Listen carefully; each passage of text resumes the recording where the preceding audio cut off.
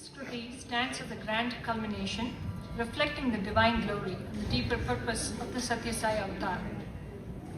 Swami's mission was to unite hearts, uplifting humanity and guiding us towards realization of our own innate divinity.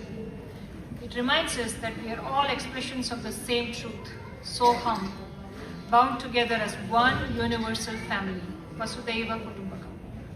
On the sacred occasion of Swami's 100th year, the Sai Aradhana theme this year is his timeless message of love, humanity, and selfless service.